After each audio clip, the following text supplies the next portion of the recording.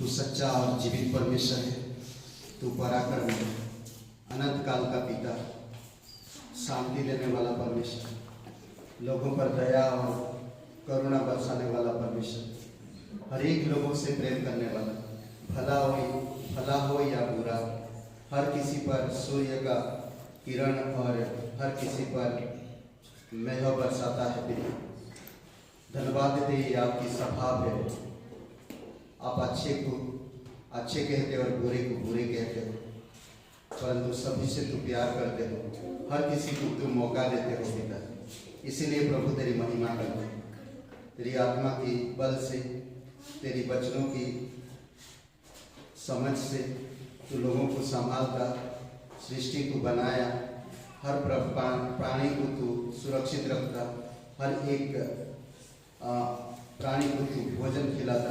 ये तेरी प्रभुता है पिता, जो आज सृष्टि के द्वारा तेरी स्वभाव को हम समझ सकते हैं और तेरी दया के द्वारा हम हमारे पापों को हम समझ पा रहे हैं। आज तेरी दया ना होता तो शायद आज हम यहाँ पर तेरी महिमा ना किए होते। प्रभु यीशु, और एक मौका दिया हमें इस धरती पर। धन्यवाद देते इस दिन को, इस कलीसिया को पिता। और प्रभु, हम सच्चे दिल से, संपूर्ण हृदय से तेरी महिमा करना चाहते हैं। तेरी आत्मा के बल से और तेरी सच्चाई के साथ हम तेरी महिमा करना चाहते हैं। तेरा वचन कहता है, मेरी आराधक सच्चाई और आत्मा की सामर्थ से महिमा करे, तेरी आराधना करे। पिता, हम धन्यवाद देते हैं। तू पराक्रमी परमेश्वर, अनुग्रहकारी परमेश्वर, विलंब से क्रोध करने वाला परमेश्वर, हर किसी पर दया करने वाला परमेश्वर, लोगों के प्राणों को मूल्य रखने वाला परमेश्वर, धन्यवाद देते प्रभु यीशु। तेरी दया और तेरी कृपा के अनुसार तू अगुवाई कर। सारा आदर, सारा महिमा हम तुझे देते हैं। अभिषेक कर इस सभा को पिता, तेरे चरणों पर रखते हैं। प्रार्थना प्रभु यीशु मसीह के नाम से मांगते हैं, आमीन। और सनसेट के ऊपर एक ये है, क्या बोलते हैं, वचन है। ये वचन देखिए, खूबसूरत वचन है ना। वचन 67:1, परमेश्वर हम पर अनुग्रह करे और हमको आशीष दे, वह हम पर अपने मुख का प्रकाश चमकाए ना। वो अनुग्रह करता है, आशीष देता है और हमारी मुख के ऊपर प्रकाश चमकाता है। जो परमेश्वर की आज्ञा मानते हैं, जो परमेश्वर के साथ संगति करते हैं, जो एक मन होकर परमेश्वर की आराधना करते हैं, परमेश्वर की प्रकाश उन पर आता है। आमीन, हालेलुया।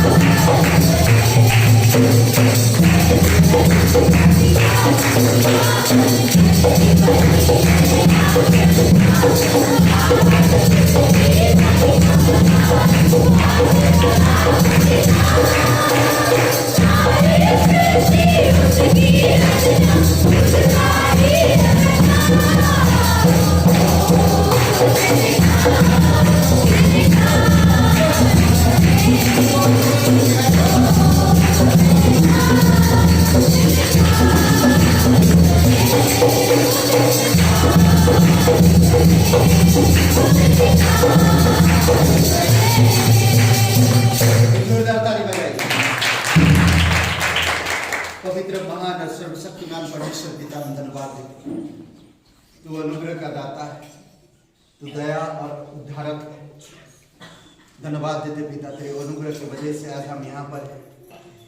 धन्यवाद देते प्रभु, तू हमें पवित्र किया, तू हमें धार्मिकता दिया, तू हमारी हर एक गुनाह को माफ किया।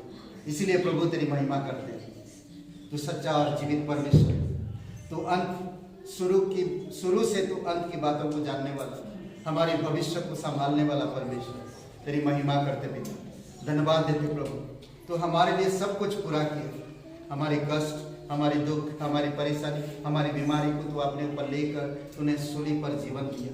प्रभु यीशु धन्यवाद करते, तेरी महिमा करते पिता। धन्यवाद देते प्रभु यीशु, तू सच्चा और जीवित परमेश्वर है। तू ज्योति बनकर इस धरती पर आया, तू हजारों में एक, तू सबसे सुंदर, तू कोमल, तेरा राज्य हमेशा के लिए। धन्यवाद देते प्रभु यीशु, धन्यवाद देते।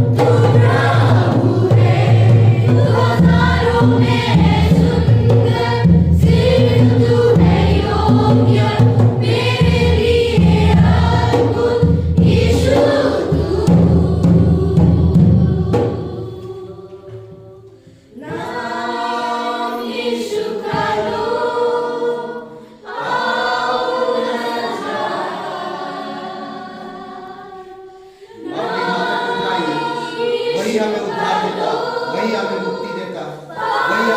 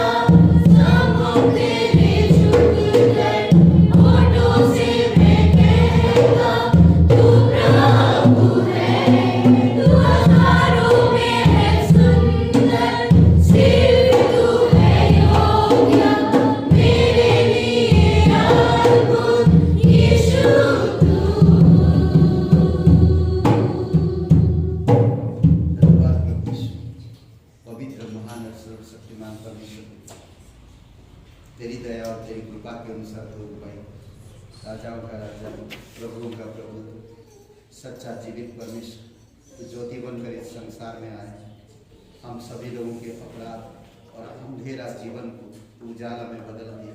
हमारे गुनाहों को, हमारे अपराधों को, हमारी बीमारियों को तू अपने ऊपर लेकर क्रूस पर दंडित हुआ।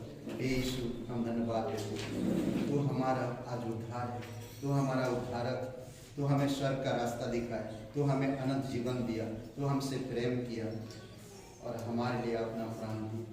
प्रभु इसीलिए तेरी महिमा करो, अभिषेक करो प्रत्येक भाई बहनों, हर एक हृदय को स्पर्श करो पिता, ऊपर से संदेश दो प्रभु यीशु मसीह, तेरी पवित्र आत्मा के द्वारा सामर्थ दो पिता, तेरी दया और तेरी कृपा के अनुसार। धन्यवाद देते, तू सच्चा और जीवित परमेश्वर, दयालु और कृपालु परमेश्वर, सारा आदर सारा महिमा हम तुझे देते, धन्यवाद देते।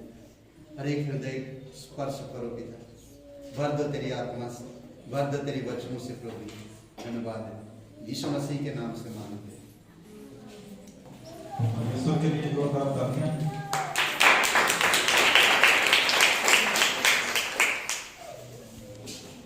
एक वचन है, वर्णन करने योग्य परमेश्वर का प्रेम और उद्देश्य। नीचे हम देखेंगे मत्ती 22:14, क्योंकि बुलाए हुए तो बहुत परंतु चुने हुए थोड़े हैं। बुलाए तो बहुत गए हैं, लेकिन परमेश्वर के राज्य के लिए उनके प्रेम में बहुत कम लोग चुने हुए हैं। आइए, हम साप्ताहिक कार्यक्रम हमारा है, हर रविवार प्रातः 11 बजे सभा यहाँ लगती है गार्डन पब्लिक स्कूल में। मंगलवार प्रार्थना मुकेश जी के घर पे होगी, एमबीए कॉलोनी, 7 बजे से 8 बजे तक आप लोग उनके घर पे आइए और हम सब एक मन होकर प्रार्थना करते हैं उनके यहाँ, ताकि हमारी कलीसिया में और भी अधिक से अधिक लोग आएँ और परमेश्वर के नाम को जानने पाएँ। बुधवार सभा होती है 7 बजे पास्टर जी के घर पर, और गुरुवार बाइबल क्लास है 6:30 बजे। नया नियम सर्वेक्षण, आप सब समय निकाल के आइए और बाइबल क्लास को समझिए और वचन को जानिए। यह हमारे लिए बहुत सौभाग्य की बात है कि हमको निःशुल्क जो है बाइबल क्लास करने का एक मौका मिला हुआ है, उसका हम उपयोग करें। हर शनिवार सभा होती है नरसिंहपुर और काथा गांव में, उसके लिए प्रार्थना करिए, वहाँ और भी लोग परमेश्वर के राज में बढ़ने पाए। साप्ताहिक परिवार है राजकुमार जी और प्रवीणा जी, उनके परिवार के लिए प्रार्थना करिए कि उन सबका परमेश्वर शरीर में स्वस्थ रखे, परिवार में एकता, प्रेम और शांति को बनाए रखे, बुद्धि और आत्मिकता में वो सब बढ़ने पाए, उनके परिवार के लिए प्रार्थना करें। साप्ताहिक जन्मदिन है प्रवीणा जी, उनके लिए जोरदार तालियां जो है।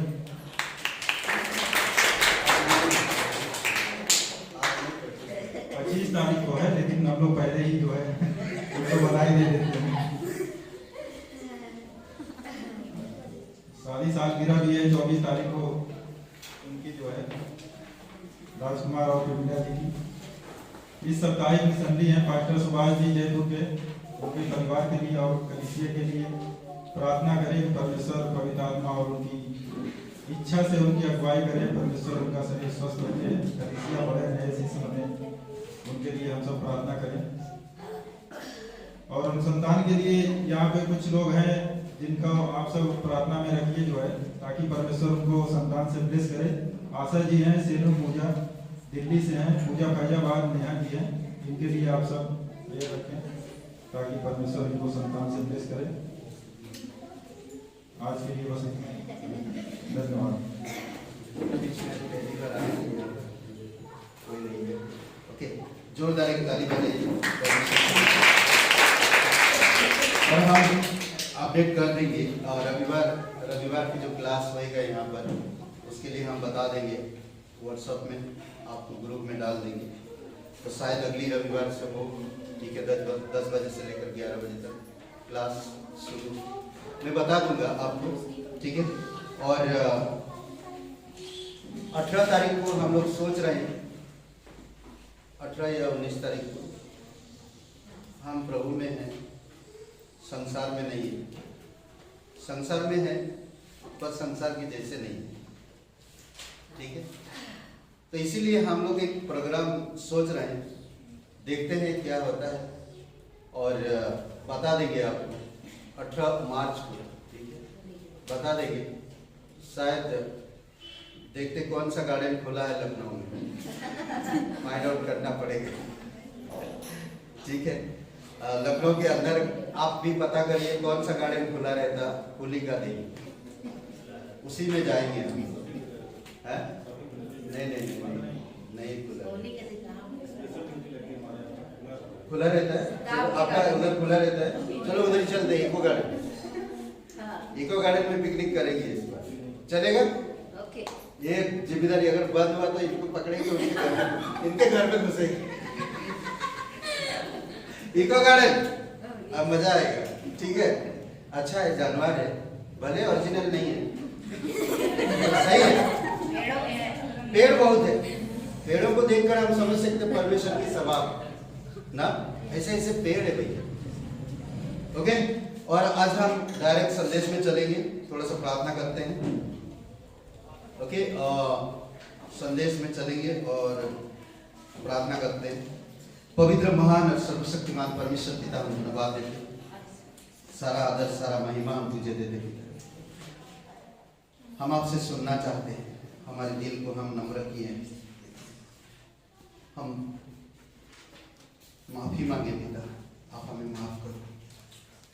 आपके पवित्र वचन हमारे हृदय में डालो, हमें सीखने की मन दो पिता, हमें समझने की आत्मा दो प्रभु, कि हम तेरी स्वभाव को, तेरी ज्ञान को, तेरी बुद्धि को हम समझ सके और हम सीख सके पिता। सीखने का दिल दो, ऐसे मन को तैयार करो पिता, जो हम तेरी एकता के साथ हम चल सके, हम तेरी देह का यानी कि इस कलीसिया का एक हिस्सा बनकर तेरी महिमा कर सके। धन्यवाद देते, तेरी स्तुति महिमा करते थे। जीवित और पराक्रमी परमेश्वर, सारा आदर सारा महिमा तुझे दे। सभी लोगों से तू प्यार करता पिता, हर एक भाई बहनों को छुओ प्रभु। उमेश से पिता हम प्रार्थना करते हैं, आप उनको छुओ, उसे शक्ति सामर्थ दीजिए। उनको जो भी दिक्कतें हैं गले में, आपकी अनुग्रह आपकी दया दीजिए। हाड़ मांस लहू से स्पर्श करिए यीशु, तेरी स्पर्श की जरूरत है परिवार को, उनकी पत्नी रेखा, धन्यवाद देते पिता। उनकी बेटी और बेटी के लिए भी प्रार्थना करते हैं, उस घर में आपके अनुग्रह रहे। धन्यवाद पिता, तेरी महिमा करते प्रभु। अभिषेक करो इस समय संदेश को, तेरी आत्मा के द्वारा बातें करो। हमारे ज्ञान, हमारी बल, हमारी समझ से नहीं, बल्कि तेरी आत्मा के द्वारा। यीशु मसीह के नाम से मांगते हैं, आमीन। कोई एक जन खड़े होकर पढ़िए, हम लोग थोड़ा खड़े हो जाते हैं। और मत्ती का किताब 22 अध्याय 1 से 14 तक पढ़िए। मत्ती का 22 अध्याय 1 से 14। और ये संदेश परमेश्वर की बुलाहट, परमेश्वर की बुलाहट। यीशु फिर उनसे दृष्टांतों में कहने लगा, स्वर्ग का राज्य उस राजा के समान है जिसने अपने पुत्र का विवाह किया, और उसने अपने दासों को भेजा कि निमंत्रित लोगों को विवाह के भोज में बुलाएं, परंतु उन्होंने आना न चाहा। फिर उसने और दासों को यह कहकर भेजा, निमंत्रित लोगों से कहो, देखो मैं भोज तैयार कर चुका हूँ, मेरे बैल और पले हुए पशु मारे गए हैं और सब कुछ तैयार है, विवाह के भोज में आओ। परंतु वे उपेक्षा करके चल दिए, कोई अपने खेत को, कोई अपने व्यापार को। अन्य लोगों ने जो बच रहे थे उसके दासों को पकड़कर उनका अनादर किया और मार डाला। तब राजा को क्रोध आया और उसने अपनी सेना भेजकर उन हत्यारों का नाश किया और उनके नगर को फूंक दिया। तब उसने अपने दासों से कहा, विवाह का भोज तो तैयार है, परंतु निमंत्रित लोग योग्य नहीं ठहरे। इसलिए चौराहों पर आओ और जितने लोग तुम्हें मिले सबको विवाह के भोज में बुला लाओ। अतः उन दासों ने सड़कों पर जाकर क्या बुरे क्या भले जितने मिले सबको इकट्ठा किया और विवाह का घर अतिथियों से भर गया। जब राजा अतिथियों को देखने भीतर आया तो उसने वहां एक मनुष्य को देखा जो विवाह का वस्त्र नहीं पहने था। उसने उससे पूछा, हे मित्र, तू विवाह का वस्त्र पहने बिना यहाँ क्यों आ गया? उसका मुंह बंद हो गया। तब राजा ने सेवकों से कहा, इसके हाथ पांव बांध कर उसे बाहर अंधियारे में डाल दो, वहां रोना और दांत पीसना होगा, क्योंकि बुलाए हुए तो बहुत हैं परंतु चुने हुए थोड़े हैं। आमीन, हालेलुया, आमीन। ओके, पिता हम धन्यवाद देते हैं, स्तुति महिमा करते इस वचन के लिए यीशु मसीह के नाम से, आमीन। ओके, आप बैठ सकते हैं और आप इस तरफ भी बैठ सकते हैं, तो लास्ट में आते इस तरफ। भाई आप लोग कैसे हैं? ठीक है, ठीक है।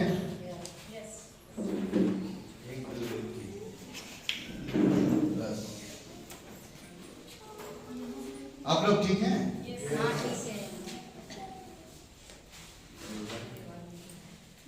तो ठीक है, तो 1 मिनट के लिए प्रार्थना करिए आप स्वयं परमेश्वर से, आंखें बंद करके परमेश्वर से आप खुद प्रार्थना करिए, ठीक है?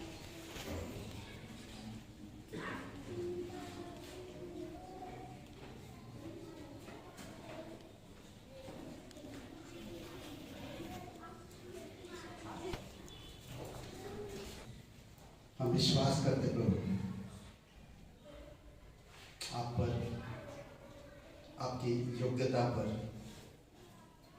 आपकी कार्य पर, आपकी शब्दों पर, आपकी बुलाहट पर धन्यवाद देते, आपकी जय जयकार और महिमा करते थे। स्वर्ग और पृथ्वी बनाने वाला प्रभु, आज हमारे हृदय से बातें करो। हम सुनना चाहते प्रभु, हम सीखना चाहते, हम जानना चाहते और उसके अनुसार हम जीना चाहते हैं। धन्यवाद देते हैं यीशु मसीह के नाम से मांगते, आमीन। आज हम लोग बुलाहट के विषय बात करेंगे, परमेश्वर की बुलाहट। ओके, बाइबल में बुलाहट का अर्थ प्रतिदिन में प्रयोग किए जाने वाले अर्थ से अधिक गहरा और विस्तृत है, बहुत गहरा है। हर दिन, साधारण तौर पे हर दिन जो हम लोग प्रयोग में जाने वाले या जानने वाले जो भी हम लोग हर दिन में बुलाहट होती है। कितने लोग शादी में निमंत्रण में गए हैं? कभी कहीं सभी लोग गए ना? गए क्या नहीं? कोई डर नहीं भाई, हम हाथ ऊपर करेंगे तो बोलेंगे शादी में जाते हैं पास्टर जी। शादी हर कोई जाते है, मैं डांटेगा थोड़ी ना। शादी खाओ, एंजॉय करो। शादी में बंग उठता है, संभालिएगा, मजाक कर रहा हूँ। निमंत्रण, हर कोई निमंत्रण में जाता है, नहीं भोज में जाते हैं, निमंत्रण अटेंड करते हैं। उसी प्रकार आज हम देखते हैं कि परमेश्वर भी यहाँ पर कुछ बातें हमें सिखाता है। इसके कई अर्थ भी हो सकते हैं। यह विस्तृत अर्थ उस समय और भी अधिक अर्थपूर्ण हो जाता है जब हम बाइबल व्यक्तिगत रूप से किसी को परमेश्वर की बुलाहट के संबंध में बताती है। ओके, परमेश्वर के संबंध में। हम तो इस संसार में बहुत सारे बुलाहट में अटेंड करते हैं, आमंत्रित या निमंत्रण में पहुंच जाते हैं, पर ये जब बुलाहट परमेश्वर की, यानी कि बाइबल में परमेश्वर के संबंध में ये बुलाहट जब जुड़ जाता है तो और भी गहरा और भी विस्तृत हो जाता है। समझ रहे? इसके कुछ प्रयोग धर्म विज्ञान यानी कि परमेश्वर की जो शिक्षा है ना, थियोलॉजी में कुछ प्रयोग थियोलॉजी में स्पष्ट अधिक महत्वपूर्ण है। अगर आप इसकी थियोलॉजी में जाते हैं, परमेश्वर की शिक्षा पर जाते हैं ना, तो आपको और भी स्पष्ट रूप से पता चल जाता कि परमेश्वर जो बुलाता है या परमेश्वर की जो बुलाहट कितनी महत्वपूर्ण है हमारे लिए। इस संसार की बुलाहट से सबसे महत्वपूर्ण परमेश्वर की बुलाहट। हो सकता आपको डॉक्टर के लिए बुलाया गया, हो सकता आपको वकील के लिए बुलाया गया, हो सकता आपको एक ऐसी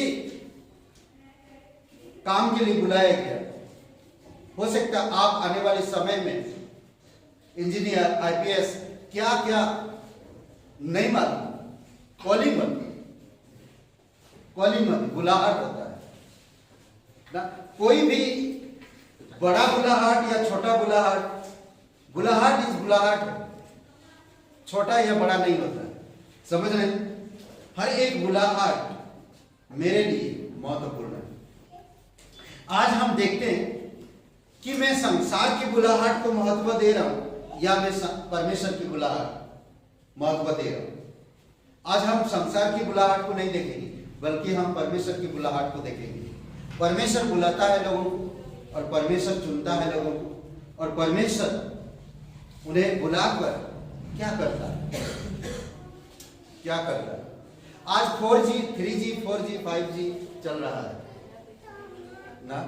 गोलू ने कहता यार 4G हो 3G हो 4G हो 5G हो, सब ऐसे नेटवर्क। बचपन में अच्छा था, पिताजी सुन रहे, पिताजी बोले हमारी बचपन में ना 4G ना 3G ना 5G, हमारी बचपन में सिर्फ गुरुजी और पिताजी थे। अगर एक गाल के नीचे बजाते सारे नेटवर्क आ जाते, समझ रहे पहले जमाने। आज 3G 4G 5G फिर भी नेटवर्क पहुंच नहीं पा रहे। पहले तो पिताजी का एक पड़ता तो सारे नेटवर्क आ जाते। अच्छी बात है, अच्छा है भाई। ओके, ये गुरुजी ऐसा नहीं है, पैसा ओके। जो परमेश्वर की आज्ञा ना मानते उनके विषय में परमेश्वर दो बातें बोलता है, मैं आपको बताना चाहता हूं। परमेश्वर आज्ञा देकर या निमंत्रण देकर साधारण रूप से लोगों को बुला सकता है, ठीक है। परमेश्वर आज्ञा देकर या निमंत्रण देकर साधारण रूप से लोगों को बुला सकता है, और बुलाता भी है, और बुलाता भी है। उसकी आज्ञा ना मानने वाले उसके नियंत्रण और उसकी आज्ञा की अवहेलना करते हैं, और ये लोग अगर अवहेलना करते हैं, उसकी आज्ञा को नहीं मानते, उसकी बुलाहट की पहचान नहीं करते या उस बुलाहट को नहीं समझते, तो उनके लिए दो बातें, ऐसे तो बहुत सारे बातें। ऐसा है 65 पर वचन 12, 65 पर वचन 12 कहता कि मैं तुम्हें तलवार का कोर होने के लिए ठहराऊंगा। एक चीज, परमेश्वर बुलाया, या तो मैं रिजेक्ट करूं या तो मैं आज्ञा मानूं, या तो मैं ना करूं या तो मैं हाँ करूं। इंसान हमेशा अब नहीं, कल थोड़ा देखूंगा, सोचूंगा, फिर मैं, ऐसा नहीं, समझ रहे। अगर परमेश्वर ने बुलाया, या तो हाँ या तो ना। अगर आप हाँ तो परमेश्वर का एक बहुत मूल्यवान पात्र बनाएगा, अगर ना तो आपको तलवार का कोर बनाएगा, यानी कि सजा दंड का हकदार बनाएगा। परमेश्वर ने नहीं बनाया, परमेश्वर ने आपके पास एक आज्ञा रखा, ये श्राप है या ये आशीष है, चुनना तुम्हें। ये यस है और ये नो है, चुनना तुम्हें। यस करोगे तो तुम स्वर्ग में रहोगे, ना करोगे तुम नरक जाओगे। इसका परिणाम ये जीवन है, ये मृत्यु है, चुनना आपको। हर एक इंसान, परमेश्वर आज भी कहता मेरा बुलाहट है, अगर तुम मेरे बुलाहट में आते हो तो तलवार से बच जाओ, अगर नहीं तो तलवार का कोर बनाओ, वो बन जाता है। परमेश्वर बनाया नहीं, बन जाता। मैं अगर रिजेक्ट किया तो मैं दंड का हकदार हुआ, अगर मैं यस किया, अपना लिया, उस बुलाहट के अनुसार चला, तो मैं ब्लेसिंग का हकदार हुआ। हर एक इंसान अपने ही निर्णय से हर चीज का हकदार होता है, दंड का या विश्राम का या आनंद का। हर एक इंसान हकदार होता है, समझ रहे। आगे कहता, और तुम उस घात होने के लिए झुकोगे, तुम घात होने के लिए झुकोगे, क्योंकि मैंने पुकारा परंतु तुमने उत्तर ना दिया, मैंने बोला परंतु तुमने ना सुना। जो मेरी दृष्टि में बुरा है वही तुमने किया, और जिससे मैं अप्रसन्न था वही तुमने चुना। सोचिए, इसीलिए मुझे निर्णय लेना, मैं परमेश्वर की बुलाहट में चलूं या मेरी संसार की बुलाहट में रहूं, परमेश्वर की बुलाहट में चलूं या ना चलूं, ये मेरे ऊपर है।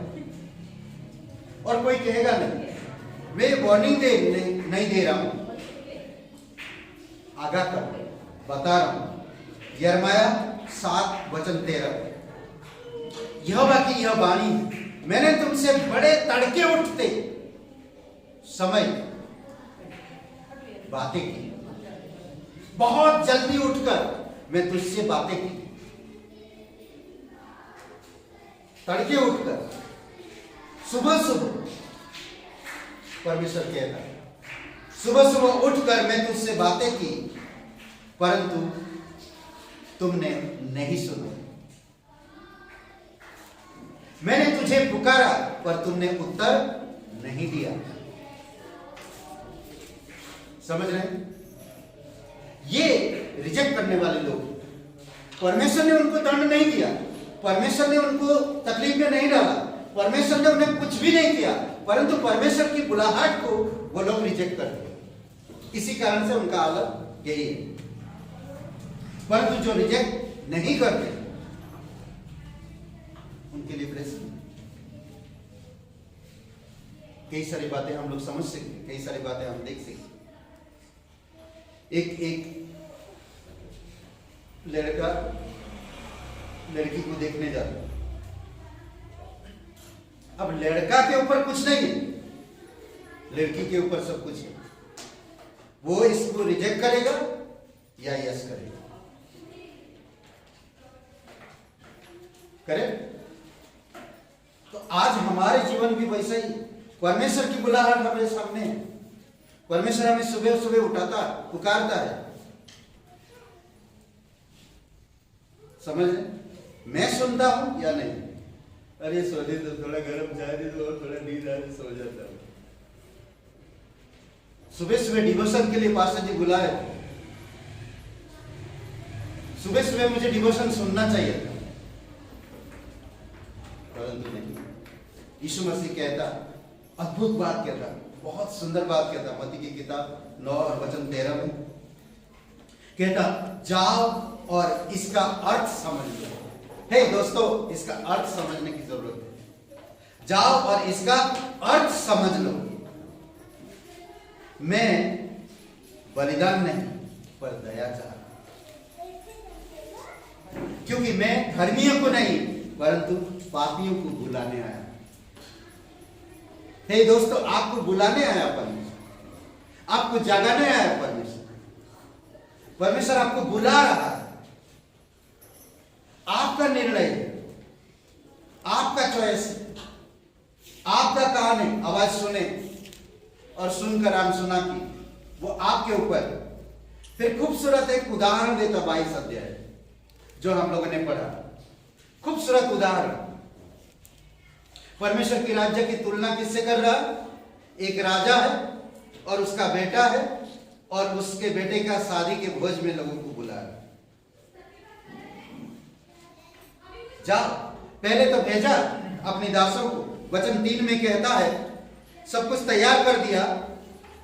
सर की राज 1-2 वचन में कहता, यीशु ने फिर एक दृष्टांत से कहा, स्वर्ग के राज्य की तुलना एक राजा से की जा सकती है जिसने अपने पुत्र के विवाह का भोज दिया। वचन 3 में उसने भोज में आमंत्रित लोगों को बुलाने के लिए अपने दास भेजे, परंतु उन लोगों ने आना नहीं चाहा। आमंत्रित लोगों, परमेश्वर के प्यारे लोगों, परमेश्वर के मूल्यवान लोगों, समझ लो, परंतु वो लोग नहीं आए। समझ, कभी कभी मैं समझता कि एक जब माँ बाप जब अपनी बेटी का या बेटे का शादी का पूरी तरह से तैयारी करते हैं, तो बहुत पहले से तैयारी करते हैं। और जब समय आता है शादी का, तैयार सब कुछ, वो लोग का इंतजार, खुश है, सब आएंगे, आशीर्वाद देंगे, बेटी जो भी दूल्हा दुल्हन आशीर्वाद देंगे और मिलेंगी। वो गेट में खड़ा रहते हैं ना, स्वागत करते सब। यीशु मसीह द्वार पर खड़ा है आपका स्वागत के लिए। यीशु मसीह द्वार पर खड़ा है स्वागत के लिए। कई बार होता है 1000 निमंत्रण कार्ड बांटे, सबके सब आते हैं? मुझे नहीं लगता सबके सब। हाँ? सब आते हैं? नहीं आते। किसी का रिश्ता उनके साथ ठीक नहीं है, वो सोचता है जाऊं क्या ना जाऊं, पत्नी से बोलेगा चलोगे क्या, अरे जाने, उनके वहां नहीं जाएंगे, और उनको व्यवहार भी हम लोग भी नहीं देंगे, कट्टी, समझ रहे? वो होता है कई बार, सबके सब नहीं आते। 500 में से कुछ लोग, 250-200 लोग आते, या 300 लोग आते, या 400 लोग आते, 100 लोग रिजेक्ट करते, नहीं आते। कई सारी चीजें उनके जीवन में आता है। कई बार 10 साल पहले उनके पास से कुछ पैसे मांगे थे, वो पैसा नहीं दिया तो वो लोग रिश्ता तोड़ दिया। कई बार होता है छोटी छोटी बातों में अनबन हो जाता है, इसीलिए विवाह बोझ में आना नहीं चाहते। वो उन आमंत्रित लोगों को दासों ने कहा, रिक्वेस्ट किया, परंतु वो लोग आना ना चाहा। उसने अन्य दासों को यह कहकर भेजा, अतिथियों से कहो देखो मैं भोज तैयार कर चुका। 4 वचन, मैं भोज तैयार कर चुका।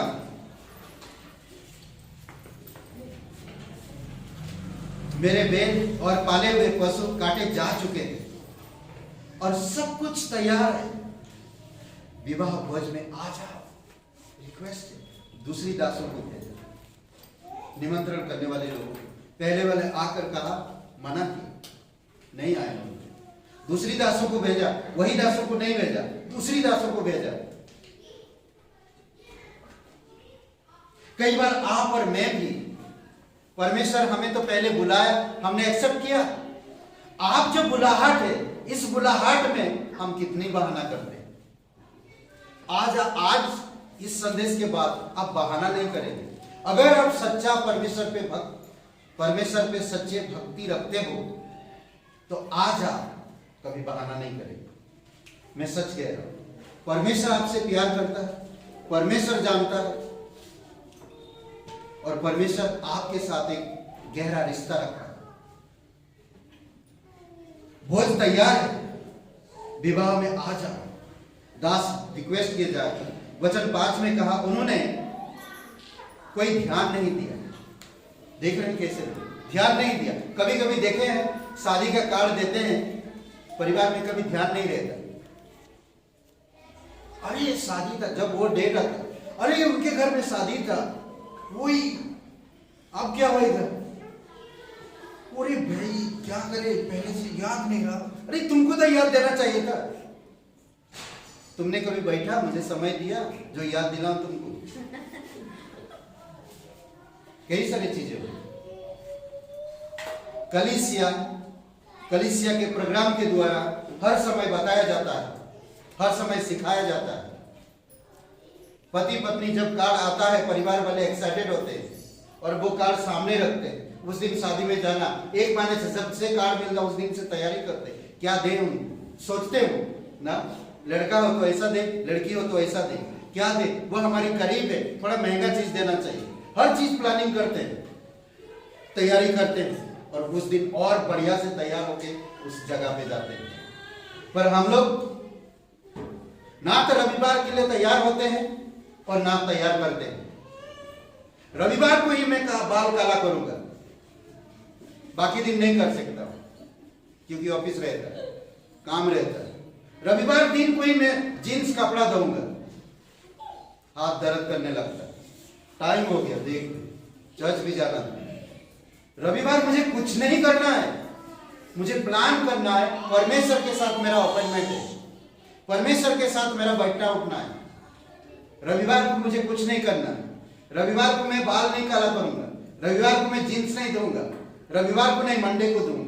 भले रात 12 बज जाए, मेरा घर, मेरा काम मुझे करना, मंडे को करना या ट्यूसडे करना या सैटरडे करना, सिर्फ संडे को नहीं।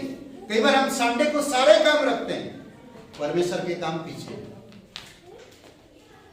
जब निमंत्रण मिला उसी दिन से वो परिवार तैयार कर रहे, उसी दिन से वो परिवार तैयार कर रहे। पर कई सारे परिवार लापरवाही करते, कहीं पर रख दिए वो कार्ड। अरे वो कार्ड कब दिए थे, कब कहाँ गया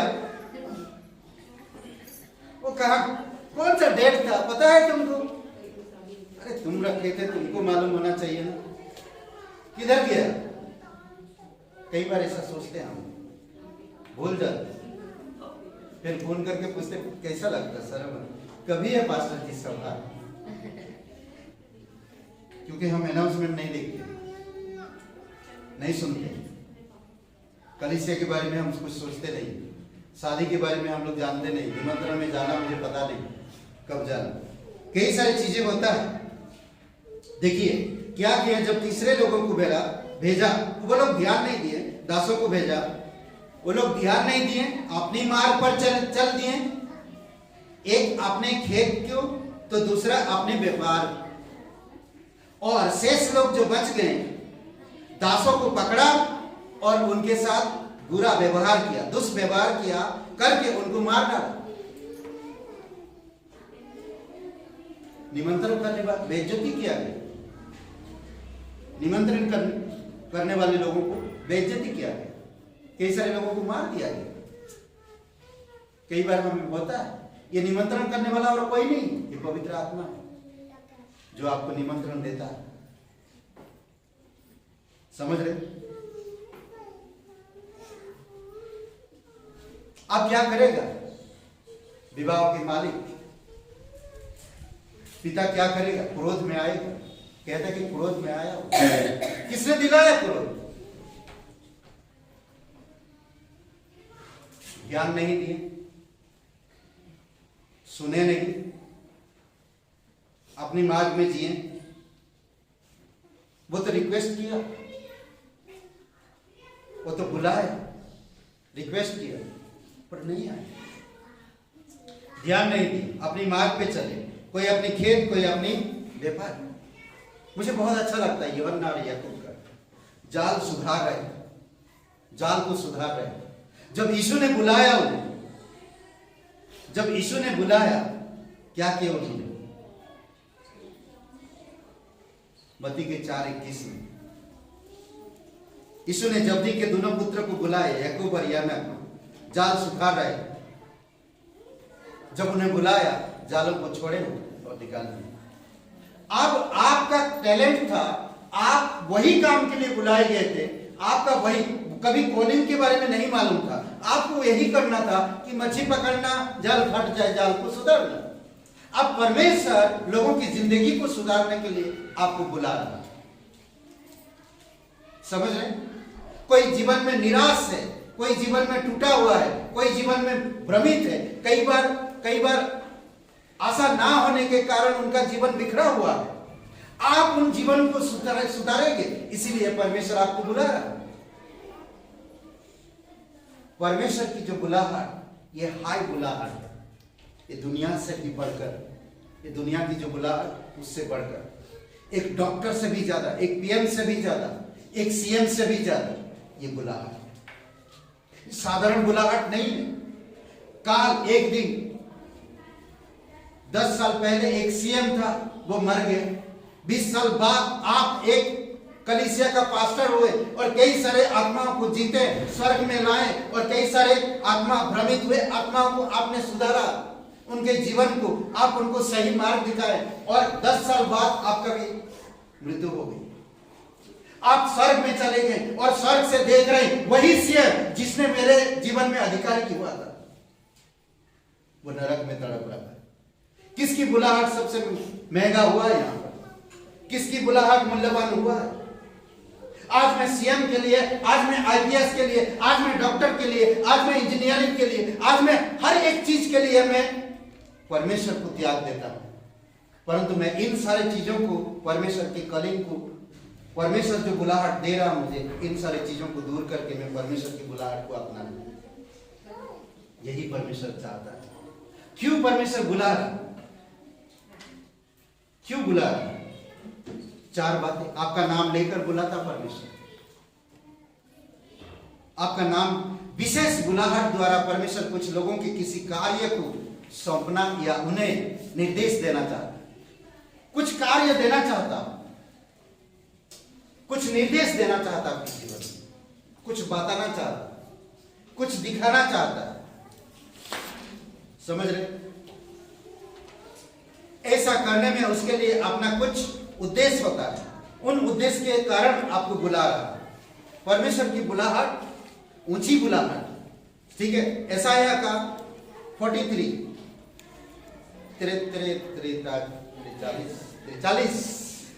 ओके 43 43 1। परमेश्वर यह बात तुझे नाम लेकर बुलाया और कहता तू मेरी, नाम लेकर बुलाया ना, कितना अच्छा है। अगर समझ लीजिए आपने सेलेक्ट किया एक पत्नी को और उसका नाम कुछ नहीं दिया, तो किस नाम से पुकारेंगे? डार्लिंग, अरे सुंदरी, सुनो, प्रियतम, कई सारे नाम से पुकार सकते। पर स्पेशली आप एक नाम देते जब आप पति पत्नी हो जाते हैं। जब आप पति पत्नी हो जाते हैं एक स्पेशल नाम देते हैं, करेक्ट? कोई कोई बोलता है नया नया जब शादी होता है जानू, जब 2 बच्चे हो जाते हैं जानू खत्म हो गया। समझ रहे? बुलाते हैं वो जानू। परमेश्वर जो नाम लेकर बुलाता वो नाम हमेशा अर्थपूर्ण होता है और उसी नाम से आप जाने जाएंगे। समझ रहे हैं? यशायाह 46 और वचन 11 में कहता दूर देश से आपको बुलाया ताकि अपनी योजना को पूरी कर सके। अपनी योजना को देने के लिए आपको बुलाया दूर देश से। समझ आए? आपको बुलाया इसीलिए कि वो आपसे प्यार करता है। समझ रहे? वो आपसे इसीलिए आपको बुलाया कि वो आपसे प्यार करता है और इसीलिए बुलाया कि आपको पुत्र और मित्र बना सके। परमेश्वर आपको बुलाया पुत्र और मित्र बना सके। होशे क्या 11:1 में इसीलिए बुलाया। कोई भी पुत्र और मित्र को, दोस्त और बेटे को नफरत नहीं कर सकते। इसीलिए परमेश्वर बुलाया और पुत्र और मित्र बनाया ताकि आपसे प्यार कर सके। समझ रहे हैं? आपको बुलाया ताकि आप सुधार सके कलीसिया, परमेश्वर की राज्य, टूटे हुए दीवारों, कई सारी चीजें आप बना सके। परमेश्वर आपको इसीलिए बुलाया सुसमाचार सुनाने के लिए। सुसमाचार सुनाने के लिए, सुसमाचार के लिए आपको बुलाया परमेश्वर। इसीलिए वो सुसमाचार सुनाने के लिए ये प्रेरितों के काम 16:10 और मत्ती का 4:21, ठीक है। जब बुलाया गया तो आज्ञा और बोलते कि आज्ञा मानने के लिए बुलाया ताकि आप परमेश्वर की आज्ञा माने। इब्रानी का 11:8। समझ रहे हैं? यहां पर बहुत खूबसूरत बात बोली। वो राजा क्रोधित हो गया ना, दासों की बात कोई नहीं सुना। मत्ती का 22:1-14 में 9 वचन कोई पढ़िए, 9 वचन, मत्ती 22:9 वचन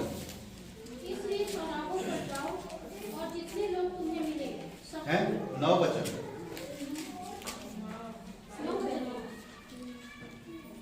सॉरी 7 वचन। भेजकर उन हत्यारों का नाश किया और उनके नगर को फूंक दिया। ओके, उन सबको परमेश्वर ने बोला तलवार में मरेंगे बोलो नहीं, उसने तो बुलाया था जीवन देने के लिए, पर तलवार चलेगा, जो रिजेक्ट करेगा तलवार की कोर हो जाएगी और वो जगह को फूंक दिया। फूंक देने का मतलब आग से नष्ट हो गया। आज आप और मुझे परमेश्वर बुलाता है उद्धार के लिए और पवित्रता के लिए। हम उसकी बातें सुने, हम उस पर भरोसा रखें, हम उसकी मार्ग में चले, उसकी योजना को पूरा करें और हम सुरक्षित रहें। एक दिन हम उसके भोज में बैठेंगे और वो हमारी सेवा करेंगे। अद्भुत है। वचन 10 और 11 8 और 9 पढ़िए। तब उसने अपने दासों से कहा, विवाह का भोज तैयार है, परंतु निमंत्रित लोग योग्य नहीं ठहरे, इसलिए चौराहों पर जाओ और जितने लोग तुम्हें मिले सबको विवाह के भोज के लिए बुला लो। ओके, तैयार है सब कुछ। अब क्या होगा, वेस्ट नहीं करना है। एक काम करो, दासों को फिर से बोलो, तुम गलियों में जाओ, चौराहों में जाओ, जो कोई भी मिले उन सबको लेकर आओ, जो कोई भी मिले उन सबको लेकर आओ। आज लोग क्यों कहते जानते हैं, परमेश्वर मसीह में लोग गरीबी रहते हैं, अनएजुकेटेड लोग रहते हैं, अशिक्षित लोग आते हैं यीशु के पास। क्यों जानते हैं? क्योंकि शिक्षित लोग, बुद्धिमान लोग, इस संसार के धर्मगुरु लोग, इस संसार के एडुकेटेड लोग रिजेक्ट कर दिए। इसलिए कौन लोग थे? जो संसार में जो लोग रिजेक्ट है वही लोग यीशु के पास आए। समझ रहे? आप बातें समझेंगे या नहीं? जो लोग संसार में रिजेक्ट हैं, एक अंधा व्यक्ति, वो परिवार का बोझ मानते हैं। एक जो बार बार बीमार पड़ता है, परिवार का बोझ मानते हैं, तुच्छ समझते लोगों को, हटे हुए लोगों को, विधवा लोगों को, ऐसे लोगों को लोग तुच्छ समझते हैं। कई सारे आज भिखारी मंदिरों में, मस्जिदों में जाइए, चौराहों पर मांग रहे लोग, कई सारे लोगों को तुच्छ समझते हैं। किसी का हाथ है, किसी का पैर नहीं है, किसी का हाथ नहीं है, किसी का आंख नहीं है, किसी का परिवार नहीं है। कोई पागल घूम रहा है क्योंकि 10 लोग बलात्कार किया उसके साथ। ऐसे ऐसे लोग घूम रहे हैं, ऐसे ऐसे बीमारियां, लोग कोई देखभाल करने वाला नहीं। घर में बीमार पड़ता था पिताजी, चौराहे पे छोड़ दिए।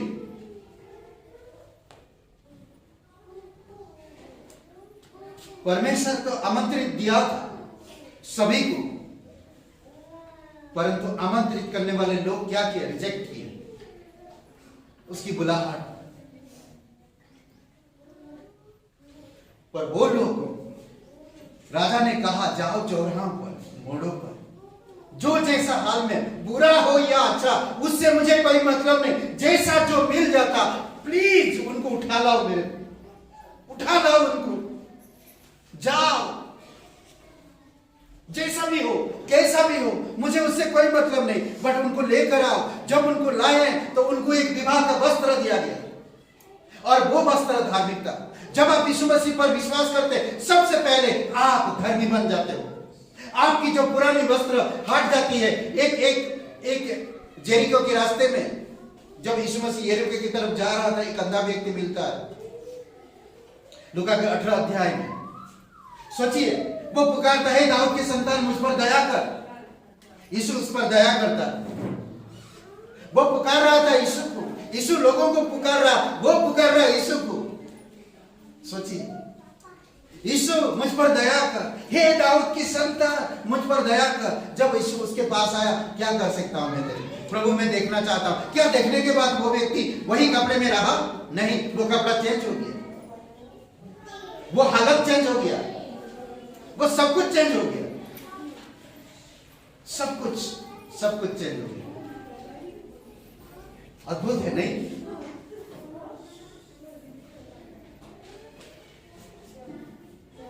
इसमें अधिक बोलते कि रोमियो का 1:6 तुम यीशु मसीह के बुलाए हुओं में से हो। ये कहते हैं कि ऊंची बुलाहट में बता रहा हूं, ठीक है, सबसे ऊंची, अधिक ऊंची उद्देश्य के अनुसार वह उद्धार का दान देने के लिए सब लोगों को बुलाता है, हर किसी को बुलाता है। ऐसा नहीं कि कोई जाति या पर्टिकुलर क्या बोलते हैं, एक खास लोगों को बुलाता है। पर्टिकुलर बोलते ना, क्या बोलते हैं, खास निर्धारित लोगों को नहीं बुलाता। वो हर किसी से प्यार करता, हर किसी को बुलाता, हर एक लोगों को मौका देता है। समझ रहे? रोमियो का 8:30 में कहता, उन्हें बुलाया, जिन्हें बुलाया उन्हें धर्मी भी ठहराया, जिन्हें धर्मी ठहराया उन्हें महिमा भी दी। अद्भुत है नहीं? पहले बुलाया, 6 वचन में कहता यीशु मसीह के सबके लिए बुलाया, फिर उन्हें जिन्हें बुलाया उन्हें धर्मी ठहराया, जिन्हें धर्मी ठहराया उन्हें महिमा भी दिया। आप जो विवाह के भोज में आते हैं लोग, हर एक के पास एक ही जैसा वस्त्र है। मुझे लगता है वो जो राजा है, जो कोई भी अपने दास लोग लेकर आए लोगों को पकड़ के, तो उनको एंट्री करने से पहले ही उनको वस्त्र पहनाया जाता था, जैसे कि यूनिफॉर्म। एक स्कूल में अगर कोई बच्चा यूनिफॉर्म पहन कर गया और एक बच्चा यूनिफॉर्म नहीं पहना तो समझ जाइए उसका बर्थडे है, नहीं? एक पुलिस बल यूनिफॉर्म में रहता अपनी ड्यूटी में हमेशा, अगर ड्यूटी यूनिफॉर्म नहीं है समझ लो वो ड्यूटी में नहीं है। समझ जाते हैं? करेक्ट? आप एक विवाह की भोज में हो और विवाह की वस्त्र नहीं है, तो वचन 12 पढ़िए, 11-12 22 अध्याय मत्ती के। जब राजा भीतर आया तो उसने वहां एक मनुष्य को देखा जो विवाह का वस्त्र नहीं पहने था। उसने उससे पूछा, हे मित्र, तू विवाह का वस्त्र पहने बिना यहाँ क्यों आ गया? पूछा उससे, हे मित्र, देखिए परमेश्वर के दयालु परमेश्वर, हे मित्र, तुमने विवाह की वस्त्र बिना पहने अंदर कैसे आ गए? कभी कभी होता है ना, जब चोरी पकड़ी जाती है, हक्का हक्का रह जाती है,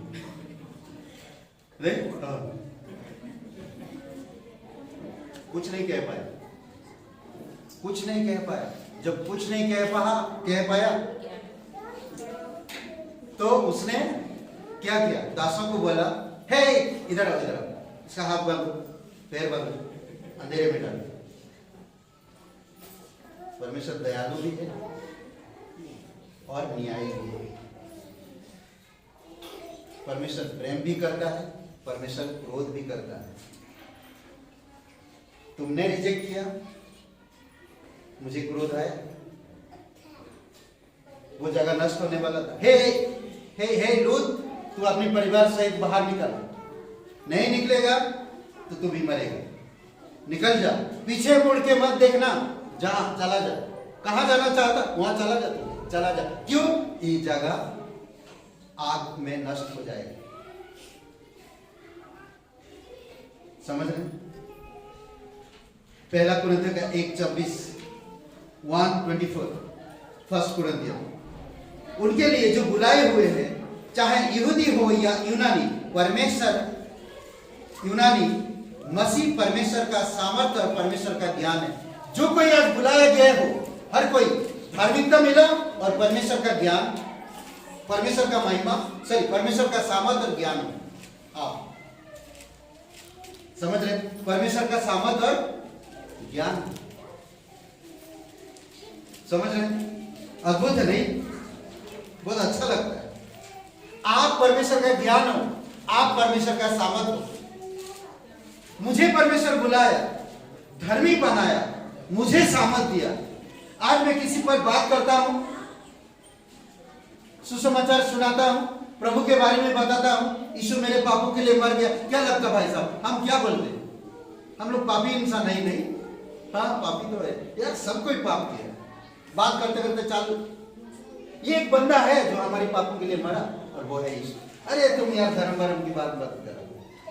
नहीं, यीशु धर्म की बात नहीं करते, सुसमाचार पवित्र आत्मा नहीं करता। समझ रहे?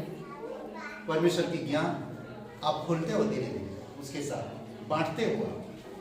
अद्भुत है। पौलुस अपने ज्ञान को तुच्छ समझा, कूड़ा समझा, परमेश्वर के ज्ञान को महत्व दिया। समझ रहे? मसीह वे लोग हैं जिन्होंने परमेश्वर की बुलाहट को अर्थात सुसमाचार को सुना और उसकी आज्ञा का पालन किया। मसीह लोग वो है। मसीह इनको कहते हैं, मसीह इनको नहीं कहते हैं, मसीह इनको नहीं कहते हैं। चल पागल है ये मसीह है। जय मसीह की। मसीह इनको नहीं कहते।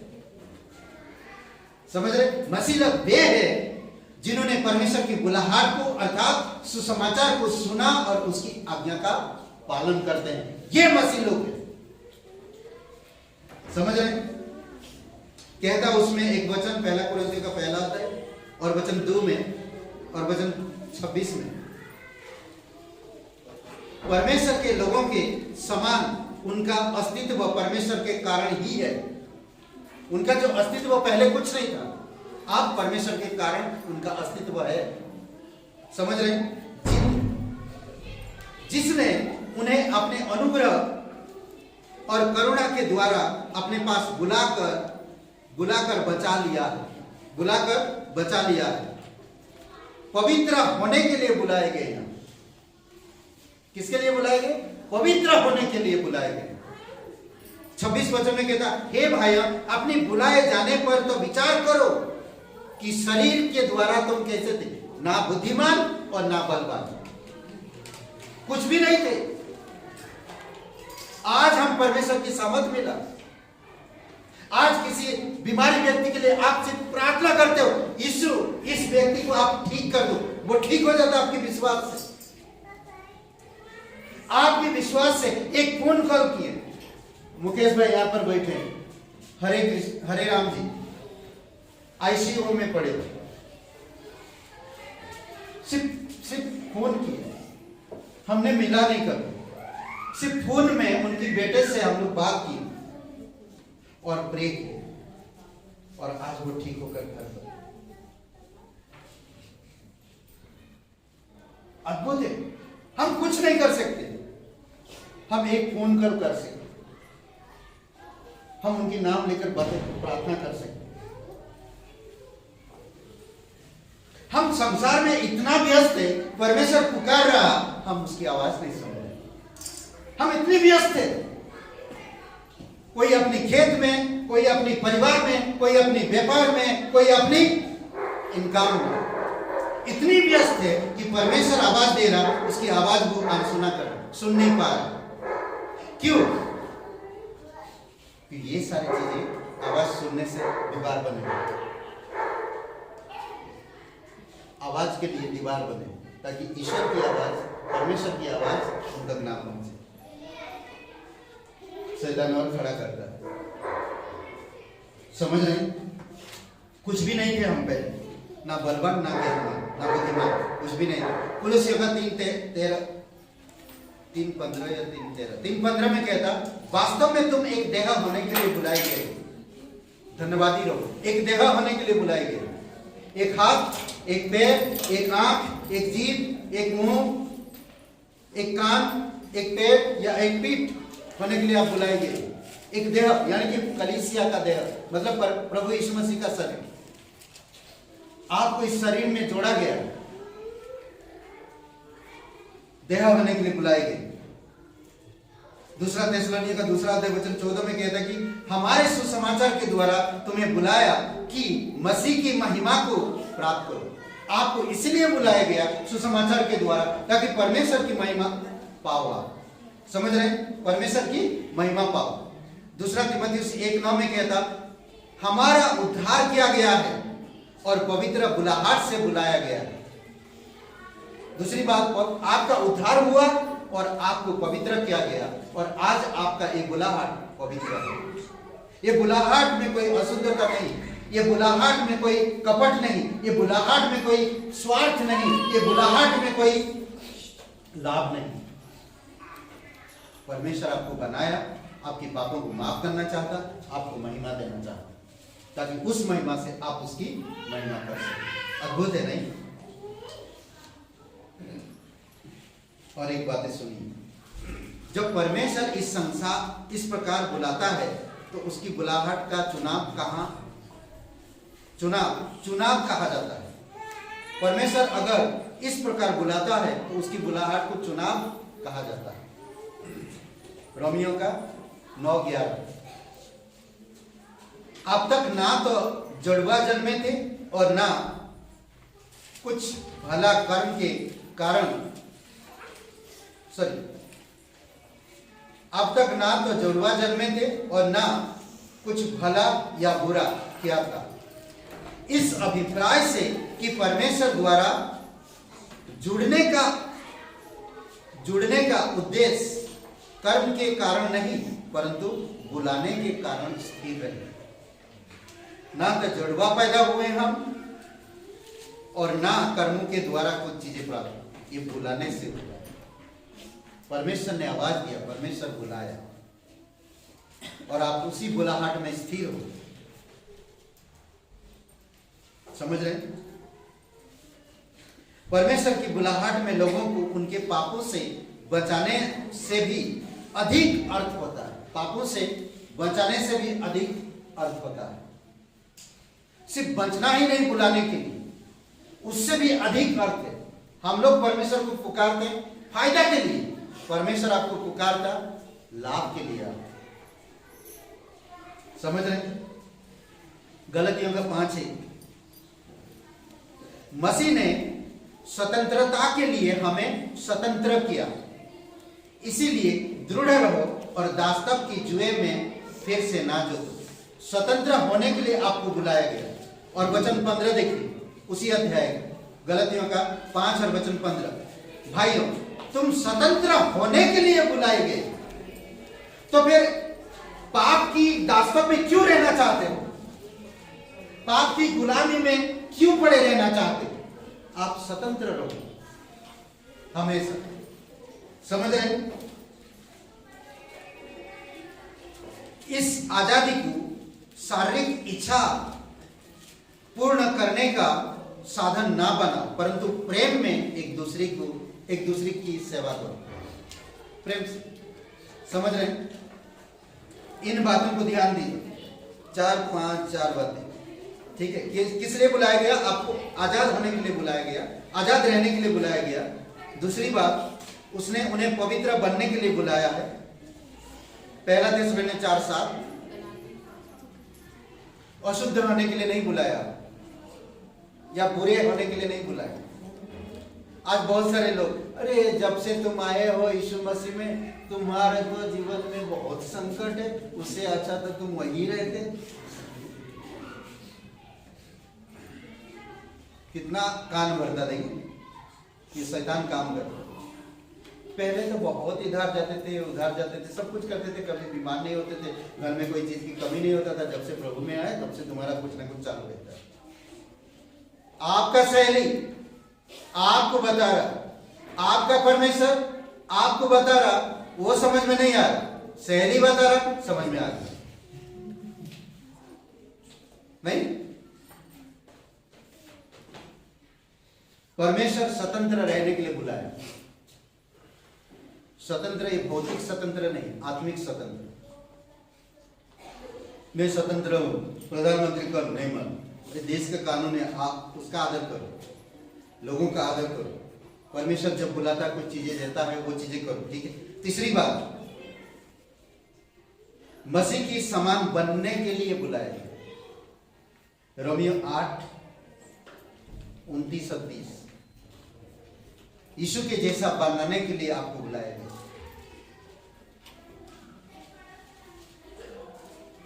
चौथी बात, परमेश्वर के राज्य में भागीदार होने के लिए बुलाया। 1 थिस्सलुनीय 2:12, परमेश्वर के राज्य में भागीदार होने के लिए आपको बुलाया गया। 1 थिस्सलुनीय 2:12। और आखिरी बात, 5वीं बात, मसीह का आनंदमय सुसमाचार प्रचार करने के लिए बुलाए गए। 1 पत्रस 2:9। ओके, मैं बंद करने से पहले परमेश्वर आपको बुलाता है। परमेश्वर आपको इसलिए बुलाया, नाम लेकर, एक नाम दिया स्पेसिफिकली। परमेश्वर आपको दूर देश से बुलाया ताकि उसकी योजना को पूरा कर सके। परमेश्वर आपको मित्र बनाया और पुत्र बनाया ताकि आपसे प्यार कर सके। परमेश्वर आपको इसलिए बुलाया ताकि आप सुधार सके समाज को, देश को ना, और बहुत सारी चीजों को। परमेश्वर इसलिए बुलाया सुसमाचार प्रचार कर सके। परमेश्वर इसलिए बुलाया कि आप उसकी आज्ञा मान सके। ये पहले मैंने 5 पॉइंट दिया था और अभी 5 पॉइंट, 10 पॉइंट हो गए। समझ रहे हैं? आखिरी एक वचन पढ़ते हैं जो पहला पत्रस दूसरा अध्याय वचन 21। कोई एक जन पढ़िए पहला पत्रस दूसरा अध्याय 21 वचन। उसने उन्हें मसीह की महिमा का भागीदार होने के लिए बुलाया गया है। ठीक है, पढ़िए वचन। पत्रस दूसरा अध्याय 21 वचन लिख लेने का। 2 बार 3 बार 4 बार बोला मैंने आपको। और भी बताओ, पहला पत्रस दूसरा अध्याय 21 वचन 21 फर्स्ट। और तुम इसी के लिए बुलाए भी गए हो क्योंकि मसीह भी तुम्हारे लिए दुख उठाकर तुम्हें एक आदर्श दे गया है कि तुम भी उसके पद चिन्हों पर चलो। आज हमारी मसीह जीवन में दुख नहीं आना चाहिए। दुख आता तो मैं मसीह नहीं। सुख कभी मसीह में नहीं है। सुख वही है जब आप उसकी आज्ञा मानते, जब आप उसकी बुलाहट की पहचान करते, जब आप उसको समझ पाते, जब आप परमेश्वर को पहचान लेते। सुख वही है। आप जानते हैं यीशु मसीह ने कहा, मैं शांति का राजकुमार, अनंत काल का पिता हूं। तो मुझे और क्या चाहिए? जब प्रभु मेरे साथ है, शांति मेरे साथ है। प्रभु यीशु मसीह ने, परमेश्वर ने कहा कि सुख का स्रोत मैं हूं, जीवन मैं हूं, सत्य मैं हूं, मार्ग मैं हूं, रोटी मैं हूं, ज्योति मैं हूं, द्वार मैं हूं। जब यीशु आपके साथ है तो आज छोटी छोटी दुख में हम इतना निराश क्यों होते? प्रभु को छोड़ देते हैं। धमकी दे रहे हो परमेश्वर, अब कलीसिया नहीं आएंगे पास्टर। ठीक है भैया, नहीं आना, कोई बात नहीं ना। हमारी समझ में प्रॉब्लम, हमारी पड़ोसी प्रॉब्लम, मेरी बड़ी बहन प्रॉब्लम, मेरी छोटी बहन प्रॉब्लम, क्योंकि वो बिलीव नहीं करते। और मुझे वही लोग बोले, जब से तुम कलीसिया जा रही हो ये तुम्हारी प्रॉब्लम आ रही। समझ रहे? यीशु दुख उठाया, दुख उठाकर आपको मुझे एक आदर्श देगी। क्या आज मसीह होने थोड़ा सा दुख सहन नहीं कर सकते? थोड़ी समय के लिए कितना साल जिएगे आप, खुद आपको नहीं मालूम। मालूम है आपको कितना साल जिएगे? फिर भी हम लोग परमेश्वर को चैलेंज करते। खुश रहो परमेश्वर में, बुलाहट को पहचानो परमेश्वर की। परमेश्वर आपका नाम लेकर बुलाया, परमेश्वर आपको अपना मित्र और पुत्र बनाया, आपसे प्यार करता है वो। परमेश्वर आपको अपने राज्य का भागीदार बनाना चाहता, जो शांति का राज्य है। सोचिए, उसी ने इसी अभिप्राय कहता कि यदि वे पूर्ण इसका अनुभव करे तो वे अवश्य ही मसीह के दुखों में सम्मिलित हो सकता। अनुभव करना आज कि ये बुलाहट क्या चीज है, आज आपको अनुभव करना है, आज आपको समझना है ये बुलाहट क्या चीज है, जानना है, परमेश्वर के करीब आना है। परमेश्वर एक पिता के समान आपका संबंध रखना है परमेश्वर से, एक पिता की तरह। कहीं भी आप तकलीफ में होते हो, माता पिता का याद आ जाता है। कुछ भी फाइनेंस का प्रॉब्लम है, शरीर से प्रॉब्लम है, बीमारी है, घर में पति पत्नी में लड़ाई है, या कुछ बच्चों में प्रॉब्लम है, मम्मी पापा से पूछो, आइडिया मिल जाएगा। क्योंकि वे अनुभवी, मेरा रिश्ता ऐसे परमेश्वर के साथ है। मेरा रिश्ता ऐसे परमेश्वर के साथ, परमेश्वर मुझे बुलाया, परमेश्वर मुझे बुलाया तो वो सब कुछ संभालेगा। करेक्ट? समझ रहे? इसलिए बहुत इंपॉर्टेंट यीशु मसीह कहता है, इसीलिए ना मत्ती का 22 और वचन 14 में, बुलाए गए तो बहुत है पर चुने हुए थोड़े हैं। सबको बुलाया, बुलाने के बाद कोई खाया रोटी, बढ़िया बिना कांटे के मछली, मस्त रोटी, स्वर्ग की रोटी, बिना कांटे की मछली अंदर डाला, रोल बनाया, मस्त खाया चटनी के साथ, डकर मार के पीछे चला गया। यीशु का बुलाहट रहेगी।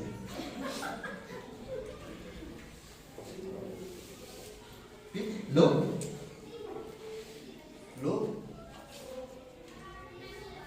शास्त्री फरीसी सब कुछ जानने के बावजूद यीशु कैसा होगा, मसीहा कैसा होगा, सब कुछ जानने के बावजूद यीशु को परखना चाहते हैं। हर जगह हर समय उसकी बुलाहट को नहीं जानना चाहते, नहीं समझना चाहते, बस उसको परखना चाहते, देखना चाहते। आज भी संसार की यही एजुकेटेड समाज ना, धार्मिक ठेकेदार आज यही कर रहे हैं और आप और मैं उसमें फंस जाते हैं। समझ रहे? तो यीशु का बुलाहट, परमेश्वर की बुलाहट को समझिए। आज अगर दुख भी है तो बुलाहट को मत छोड़िए। क्या कहते देखिए, तुम इसी अभिप्राय के लिए बुलाए गए, दुख के लिए, दुख उठाने के लिए। परमेश्वर है साथ में। जो भी आपके जीवन में घट रहा परमेश्वर को पता है, परमेश्वर को पता है। कोई आए या ना आए, कोई मदद करे या ना करे, परमेश्वर एक समय दिया गया। 3 दिन तुम्हें दुख उठाना पड़ेगा, 2 दिन तुम्हें दुख उठाना पड़ेगा, 10 दिन तुम्हें दुख उठाना पड़ेगा, 10 साल तुम्हें दुख उठाना पड़ेगा, 38 साल तुम्हें दुख उठाना पड़ेगा, 12 साल तुम्हें दुख उठाना पड़ेगा, पर मैं आऊंगा, पर मैं आऊंगा। दुख के लिए तुम परेशान मत हो, क्योंकि मसीह ने भी तुम्हारे लिए दुख उठा और तुम्हारे लिए एक आदर्श रखा कि तुम भी उसके पद चिन्हों पर चलो। समझ रहे? अद्भुत है। नरक, प्रभु यीशु मसीह किसी को नहीं भेजना चाहता, परमेश्वर किसी को नहीं नरक भेजना चाहता। नरक है, यीशु भले और बुरे दोनों पर प्रेम करता। कोई भी मिलेगा, क्या बोला राजा ने अपनी दासों को भेजकर, क्या बोला? कोई भी मिले, अच्छा हो या बुरा, उठा ला। समझ रहे? कोई भी मिले, परमेश्वर हर किसी से प्यार करता, हर किसी को बचाना चाहता। परंतु जब बुलाने के बाद अगर आप वो वस्त्र उतार देंगे तो शादी की भोज में जब आप बैठेंगे तो राजा तो देखेगा, बोलेगा भाई वहां कुछ गड़बड़ है। वो जो व्यक्ति है, चलो मैं जा रहा, रुको तुम रुको, मैं जा रहा, उससे पूछता हूं क्या हुआ, शादी का वस्त्र तुम्हें नहीं मिला? तो बोलेगा आपकी जो वॉचमैन थे जो उधर खड़े, वो देखो नहीं दी, उनको बुला, इधर आओ, उनको वस्त्र नहीं थे। अरे सब दिए थे, उनको वही पुराना वस्त्र अच्छा लगा तो उतार के फेंक दिए, वो देखिए उधर पड़ा हुआ। तो एक काम करो, उसका हाथ पैर बांधो, अंधेरा में रखो। उसकी कोई, राजा का कोई भूल नहीं था, मेरा भूल, मैंने ये किया।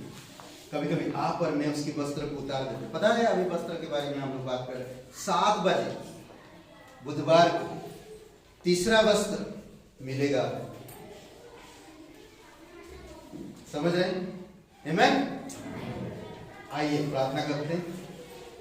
पवित्र, महान और सर्वशक्तिमान परमेश्वर, सभी लोगों के लिए धन्यवाद देते हैं, प्रत्येक भाई बहन के जीवन के लिए तेरी दया और कृपा है। साधारण तरीके से और विशेष तरीके से हर प्रकार से तो हमारा ख्याल रखता है, इसलिए प्रभु तेरी महिमा करो। हम अगर पीछे भी हटते तब भी तू प्यार करता है, हम आगे बढ़ते तब भी तू प्यार करता है। धन्यवाद देते, तू ये परमेश्वर है, तू कभी बुरा नहीं मानता। इससे बढ़कर और कोई चीज हमारे पास नहीं है। तू हमें बुलाता है, तू हमें सिखाता है, तू हमें योजना देता और भेजता है। प्रभु हम तेरी महिमा कर। धन्यवाद देते, मूसा, यिर्मयाह, यशायाह, दाऊद, हर प्रकार के लोगों को तूने बुलाया और उनको तू अपनी योजना दिया और वो योजना में सफल भी हुए। आज यहाँ पर बहुत सारे भाई बहन हैं, आप उनके जीवन बुलाहट को पहचानने में समझ दो पिता, तेरी आत्मा के द्वारा समझ खोलो और उस समझ में बढ़ाने में मदद करो। धन्यवाद, आपकी स्तुति महिमा करें, यीशु मसीह के नाम से मांगते हैं, आमीन।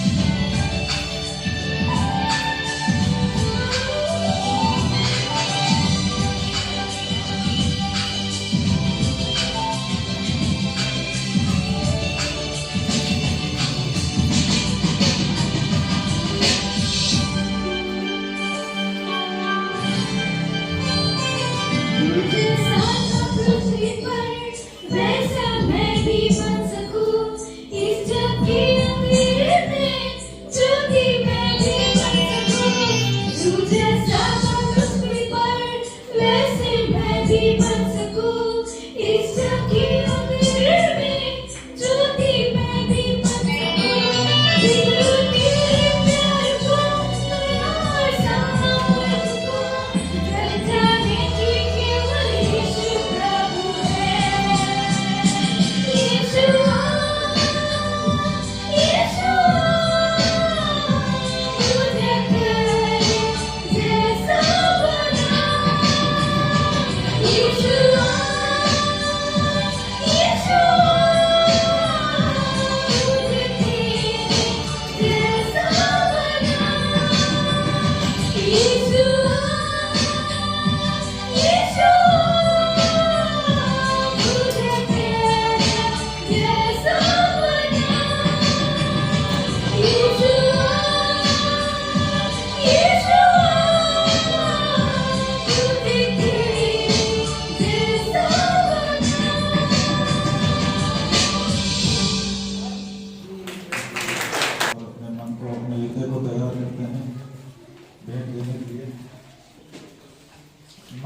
अध्याय 6 का 1 से 4 पढ़ेंगे हम। सावधान रहो, तुम मनुष्यों को दिखाने के लिए अपने धर्म के काम न करो, नहीं तो अपने स्वर्गीय पिता से कुछ भी फल ना पाओगे। इसलिए जब तू दान करे तो अपने आगे तुरही ना बजवा, जैसे कपटी सभाओं और गलियों में करते हैं, ताकि लोग उनकी बड़ाई करें। मैं तुमसे सच कहता हूँ कि वे अपना प्रतिफल पा चुके। परंतु जब तू दान करे तो जो तेरा दाहिना हाथ करता है उसे तेरा बायां हाथ न जानने पाए, ताकि तेरा दान जो गुप्त रहे तब तेरा पिता जो गुप्त में देखता है तुझे प्रतिफल दे देगा। परमेश्वर का वचन हमें यहाँ सावधान रहने के लिए पहले ही कह रहा है, सावधान रहो। आज हम लोग दिखाने के लिए, मनुष्यों के लिए दिखाने के लिए, समाज में जो है नाम कमाने के लिए दान करते हैं, तो उस दान से कोई मतलब नहीं। आदमी के नजरों में तो हम अच्छे कहलाएंगे, लेकिन जो हमारा स्वर्गीय पिता है वहां से हमें कोई प्रतिफल ना मिलेगा। इसलिए जो कुछ हम दान करें वो किसी को जनाकर, किसी को बताकर दान ना करें। वचन कहता हमें, परंतु तू दान करे तो तेरा दाहिना हाथ करता उसे तेरा बायां हाथ न जानने पाए। इसलिए हमें जो भी दान करना है उसे अपने मन में, अपने हृदय को तैयार करके, परमेश्वर को ध्यान करके उसे हमें बोना है, ताकि कोई जानने ना पाए। आइए हम लोग अपने भेंट को, अपने दान दशमांश को तैयार करते हैं देने के लिए परमेश्वर के भवन के, उनके राज्य के लिए। जो कुछ आप दे रहे हैं उसे परमेश्वर अपने मन में, अपने हृदय में प्रार्थना करके, परमेश्वर आज जो कुछ मैं आपके राज्य के लिए बोल रहा हूँ उसे आप आशीष करना पिता परमेश्वर। आप उसे ऐसा मन में ऐसा ठाने और उनके राज्य के लिए बोलिए।